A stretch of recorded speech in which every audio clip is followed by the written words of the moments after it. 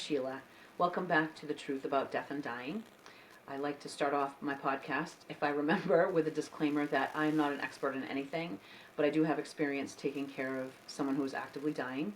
I took care of my sweet daddy while he was on his final journey with liver cancer.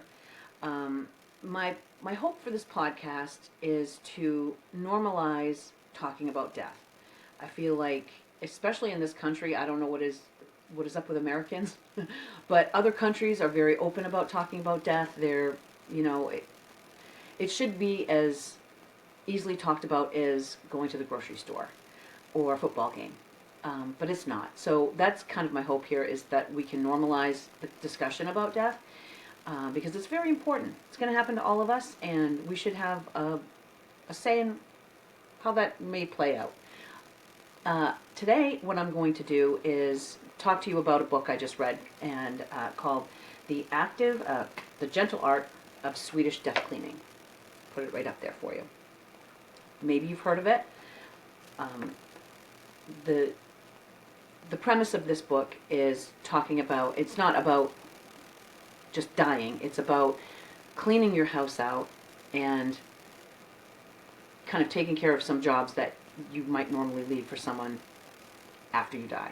Family members, friends, whoever gets tasked with that job. I think this is a super important topic to discuss for so many reasons, for so many reasons. I have kind of limited it to 5 today of the reasons I think everyone should read this book. I'm going to just start right off with kind of what this book talks about in general. It's about 100 pages. It's an easy read. I think I did it in 2 easy sittings, honestly. And I'm also going to talk about, there's a new series based on this book on Peacock that I want to talk about, and I'll talk about that a little bit later.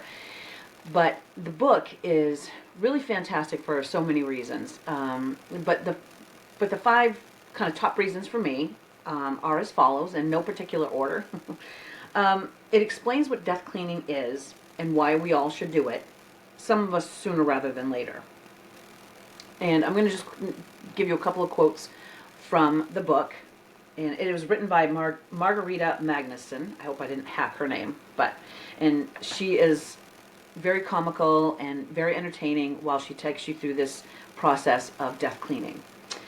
The first point is, do not ever imagine that anyone will wish or be able to schedule time off to take care of what you didn't bother to take care of yourself. No matter how much they love you, don't leave this burden to them. That's a really big point of this whole book is, I come from a long line of pack rats. My dad was an organized pack rat, if that makes any sense. My mom is a little less organized pack rat, but my father, when he died, he was renting a house. He died the first part of November, and we had until the first of the year to get all his things cleaned out and organized and put where they need to go. My dad really didn't do any death cleaning, per se, before he died. I wish I had known about this prior to that. A couple things he did do was like, look, if you want something, put your name on it, and so we did that for a couple of items. But the long short of it is, we had a little over a month and a half to clean out his belongings, and we took turns. My brother Craig would go and stay a few nights and go through stuff on his kind of pace. I would do it. My other brother Curtis would do it. So we all kind of took turns, kind of going through all my dad's things. And kind of, and we were pretty good about it, actually. There was no fighting about anything. We kind of like, do you want this or do you want, kind of, so that was fine. But it's still a lot to go through at the end, after you've already had to bury this person and, go through all of those steps. Then now you're tasked with cleaning their home. So if you can help that along for your children or whoever may be tasked with cleaning up your house when you die, that is such a huge gift to give your family or your friends or whoever, like I said, might be tasked with doing that job. And my mom has gotten a lot better. I give my mom credit. And actually, when I see my mother next, she's getting this book because I think she could benefit from it, and so could we. If you have aging parents and you have concerns about having the task of cleaning their homes when they die, perhaps offer to help them with the process of death cleaning. And I'll be honest, my mom, this house she has now is it's good, and she's been really good about kind of downsizing her life and whatnot. But the place she lived before that, she was cohabitating with a man, and I thought, oh my God, if I have to clean, I'm just gonna have to burn this house to the ground. Like, I can't deal with all the stuff in this house. And it wasn't all my mother's stuff. It was her significant other's things as well. And I just thought, oh my God, I'm like, it's too much. So I'm grateful that she has moved out of that situation and now living in a smaller place, and she is on her own, death cleaning as she goes. And so it's important to keep that in mind for yourself. Like, I'm in my mid-50s, and I don't have a very big place, but I'm a pack rat. And I also have a spot at my cousin's place down in Kennebunk, and he has let me store things there, which is probably a bad idea because then you don't have to throw it away, right? If you can keep it somewhere that's not in your way. But the last time I was down at the house, I was going through a big tote of old memorabilia, letters, pictures, albums. And so my brother is a collector of vinyl. So I sent him a text message. I said, hey, I have some vinyl records. Do you want them? Because I thought, oh, this is just a little bit I can unload. And he took the albums, which was nice. But then when he picked them up, he was like, do you want these back? And I'm like, not really. Like, that can be your problem now. So anyway, just, thoughts on downsizing. And I think unless you have small children at home right now, it would be hard to do it now. But when your kids, if you have children, hit adulthood, this is a good time to start death cleaning, because they will be tasked with cleaning out your junk when you die. So, small steps. It's small steps. It's not like, all at once, which happens when someone dies. Now you're tasked, like in my father's case, we had to get that house cleaned out. We had a time frame that we had to get that done. So we were under the gun to get this done. And like I said, my dad was very organized. Everything was marked. Boxes were labeled. Everything was really well organized, but it's still a lot of stuff to go through. Stuff that, a lot of it we didn't care about, so it's important. It's important to do that going forward for your family, for your friends, whoever has to take care of that for you. The other point I liked in this book was the importance of keeping secrets. And she says, if it was your secret, then keep it that way. Or how to death clean hidden, dangerous, and secret things. And the point of this is, there's no sense in saving things that will shock or upset your family.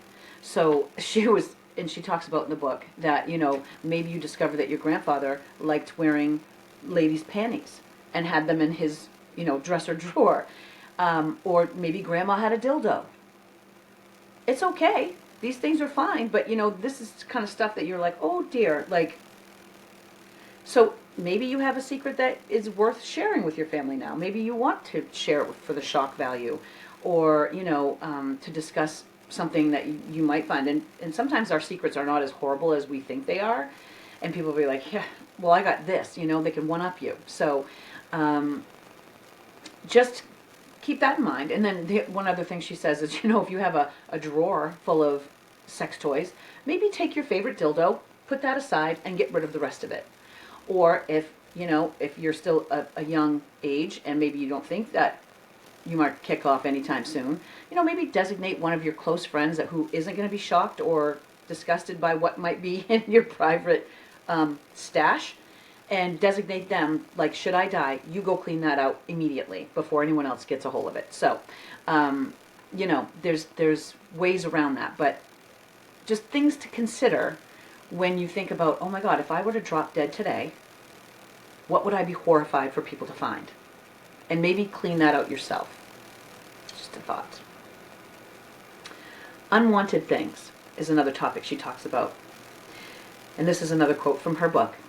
If you receive things you don't really want from your parents or someone else who wants to reduce the number of their possessions in their home, you should be honest and say, No thank you. I don't have room for this. Just moving things someone doesn't want in their house to your house is not a good solution for anyone. I think that's really important, because people don't want to hurt other people's feelings. Like someone says, oh, look at this ugly old vase that I have. I want to give it to you. I don't want it. It's ugly. I'm not going to, what am I going to do with it, right?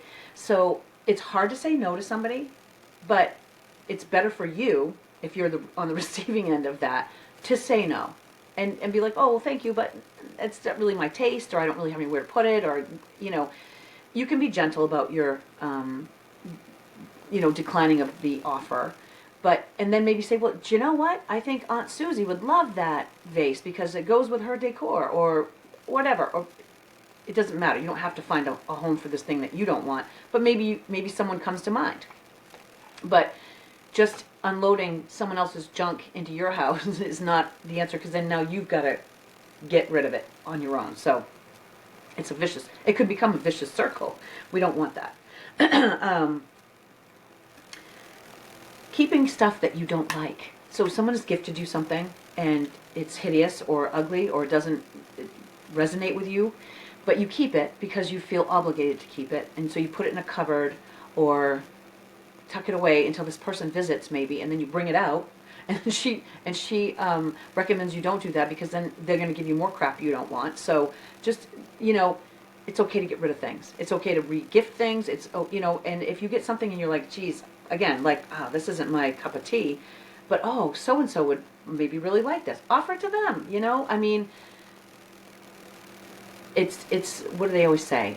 It's the thought that counts. It's the thought that counts, that someone wanted to give you something and maybe they just hit the mark, or don't hit the mark.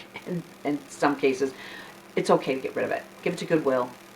People don't remember what they give you half the time anyway, so they're probably not going to ever bring it up again. So don't feel bad about it. The afterlife.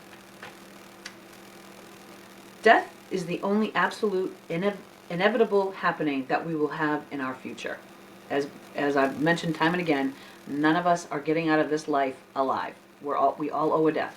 So while there's so much uncertainty and so much lack of control in general in life, the two things you have control over is your final wishes, how you want it all to go once you've died. Do you want a funeral? Do you want a celebration of life? Do you want to be scattered in the ocean? Do you want to have a green burial? Those are choices. Those are decisions that you have control over.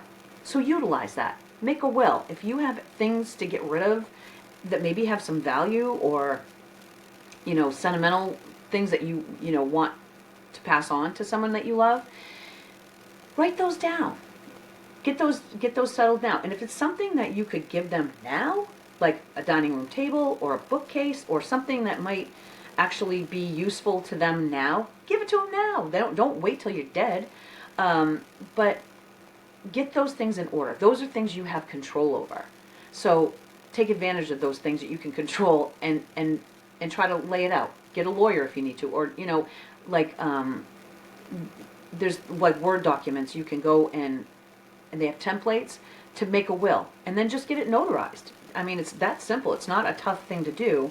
The more stuff you have, the more intense your will is going to be and involved it's going to be, but it still can be done, and it just needs to be notarized and filed, and then you're good to go. So that's one thing that you have control over. The other thing is death cleaning.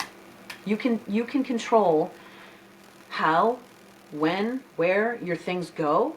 Even if you wait until after you die, talk to your kids or talk to your grandkids or talk to your friends. Hey, so-and-so, I have this, lamp I really feel like you would love, or you've mentioned that you love this lamp. I would like you to have it, and yes, I would love that lamp, well, either give it to them now, or I'm going to put it in my will that you get it when I die. So you can start to organize your stuff into areas of either you're going to regift it, you're going to recycle it, you're going to, whatever you're going to do with it. So those are two things that we actually have control over. And you can start today. You don't have to wait. I recommend anyone that has children or anything of value that they are going to leave behind to make a will, so that it's going to where you want it to go. You have that control. So I like that thought in there too. And the fifth thing of reason why I love this book, and there's so many things, I just had to pick, I had to, keep a short list today, are letters and photographs. And, her advice is don't start with photographs or letters and personal things, or anything personal for that matter. It can be both a lot of fun and a bit sad to go through photographs and letters. But one thing is for certain. If you start with them, you will definitely get stuck down memory lane and may never get around to cleaning anything else. This is so true. I was recently at what I call the bunkhouse, just for reference, my cousin's place in the Kennebunk, and I had this huge tote of like letters and pictures and all this stuff. And back in the olden days, if you're a child of the 80s or 70s, we had to use film cameras, and then you had to take them to be developed. And often they would offer you a deal that you could, get duplicates for free. And who didn't take advantage of that, right? Because then you think, oh, I went to summer camp and I have all these pictures and I can mail my friends from camp a copy of all these pictures. It was great. It was wonderful. Back before internet and just instant gratification of Facebook and all the social media apps that you have to share these things with your friends and family, we had duplicate photographs. And probably like me, you have a box or a tote just full of duplicate pictures that you're just like, oh my God, I don't even know what to do. I don't even know where to start. So when I was looking through this tote recently, I was like, I need to get these organized and get them out of my space and get them off the table for someone else to have to deal with someday. So that's a task. Like, that's going to be a task that I tackle pretty soon. I feel like I'm going to really, that's kind of on my mind now, is to, first of all, it's hard to throw away photographs. I'm a photographer, and I hate throwing away pictures. I don't, even if it's people, I'm like, I haven't seen this person in 40 years. I don't want to throw this picture. I feel like it's a very weird feeling. And being a professional photographer, I worked for a company once, and their selling tactics are horrible. First of all, let me just say that, just on the record, because they go for that guilt, like, oh, well, if you don't buy these pictures of your children, we're going to destroy them. And you're like, oh, you can't destroy pictures of my child, so it's horrible. I get it, and it's hard for me as a photographer to throw away pictures of anybody, but I'm going to start doing it because it's necessary. Because there's pictures of people I don't even know anymore. But I'm also going to make a pile of pictures of people I'm still in contact with, and I'm going to reach out to them and say, I've got some photographs of you. Would you like them? And I'll mail them to them, or get together and have a coffee and hand them over. So, and it's a nice way to catch up with people, maybe get together and reminisce. So it's really hard. And then if you start looking at old letters, I mean, I like I said, I'm a huge pack rat. So I have letters and notes from my friends in high school and old boyfriends, and my cousins grew up in England, and so back in the olden days, again before the internet, we had to actually write letters to each other. And I have saved every single letter that my cousins wrote me. And so it's fun sometimes to open them up and go, oh yeah, you remember this, and and it sparks memories, and you forget about things. So I understand how hard that can be. So if you're a bit younger, maybe start with those, because you have the time probably to go through those things and organize them and get rid of them if you think that they're not relevant anymore. And if you're older, if you're older, maybe save that one for last. Get yourself organized. But this book is wonderful, and I'm not going to talk about the whole thing, even though I know I've talked a lot, but about parts of it. But it's just, she does such a wonderful job of taking you through the steps of death cleaning, and how to kind of get your mind wrapped around what you're doing. And it's not just like, I'm going to chuck everything. You're going to organize it. You're going to, and it's about finding what you really want to keep, what you can pass on to someone that you love, or, donate to a charity, or perhaps sell it. Maybe you need to have a big yard sale, get rid of some items that, and, bring your family in. Say, do you want that, bring them around. If you think that there's things that they might want. And they're going to tell you honestly, I hope, like, nah, I don't have the room for that. I would love it, but I don't have the room, or it really doesn't fit my decor, or I just don't have any interest. And don't take it personal. If they don't want your stuff, don't take it personal. But it's a good way to kind of, label things, even if it's 20, 30 years down the road that they might get this stuff, if you don't want to hand it over now. But at least you have a notation of like, oh, so-and-so would like to have my camera, or so-and-so would like to have my bookcase, or whatever it might be.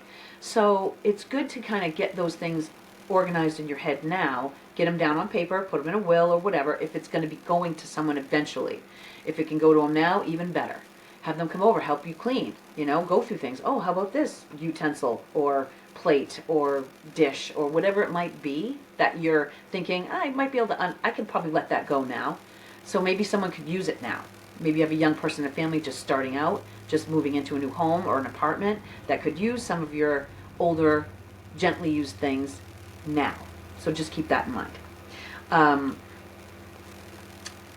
I love this quote, and I'm going to put it up too.